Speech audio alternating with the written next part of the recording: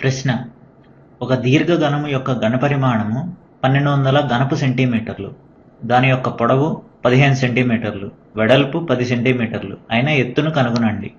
జవాబు: ఈ ప్రశ్నలో దీర్ఘఘనము యొక్క ఘనపరిమాణము 1200 ఘనపు సెంటీమీటర్లను ఇచ్చారు. అంటే ఘనపరిమాణాన్ని V అనుకుందాం.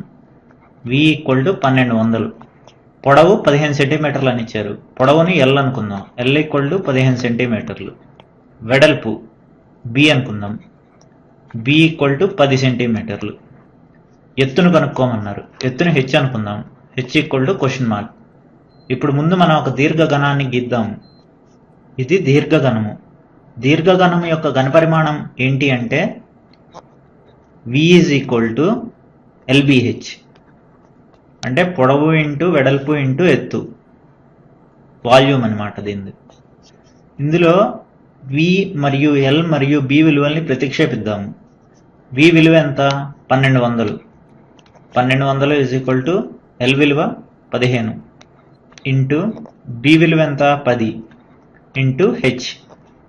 15 ఇంటూ 10 అంటే 150.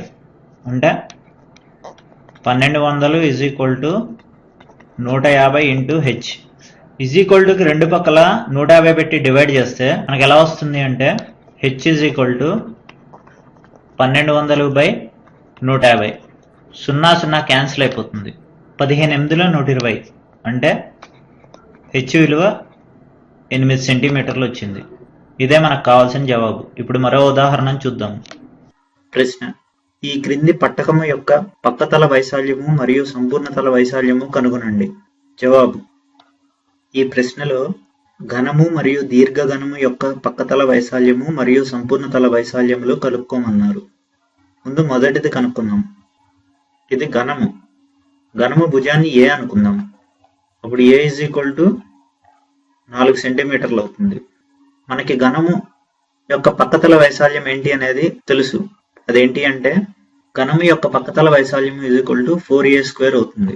ఏ ప్లేస్లో 4 ప్రతిక్షేపిస్తే అప్పుడు 4 × 4² అవుతుంది. అంటే 4 × 4² అంటే 16.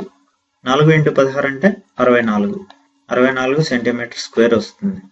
ఇప్పుడు ఘనము యొక్క సంపూర్ణ తల వైశాల్యం కనుక్కుందాం. ఘనము యొక్క సంపూర్ణ తల వైశాల్యం = 6a². ఏ ప్లేస్లో 4 ప్రతిక్షేపిస్తే 6 × 4² అవుతుంది. 4² అంటే 16. 6 × 16. 16 96. 96 సెంటీమీటర్² వస్తుంది. ఇప్పుడు రెండో దాన్ని చూద్దాం.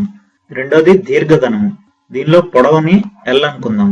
దాని విలువ 8 సెంటీమీటర్లు. వెడల్పుని B అనుకుందాం. దాని విలువ 6 సెంటీమీటర్లు. ఎత్తుని H అనుకుందాం. దాని విలువ 5 సెంటీమీటర్లు. దీర్ఘఘనము యొక్క పక్కతల వైశాల్యం కనుక్కుందాం.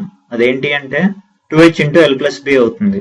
ఈ సూత్రంలో ఈ మూడు విలువల్ని ప్రతిక్షేపిస్తే మనకు ఎలా వస్తుంది అంటే 2 × 5 × L విలువ ఎంత? 8. 8 + B విలువ 6. అంటే 2 × 5 × 8 + 6 అంటే 14. దీని విలువ 140 వస్తుంది. అంటే 140 సెంటీమీటర్². ఇప్పుడు సంపూర్ణ తల వైశాల్యం కనుక్కుందాం.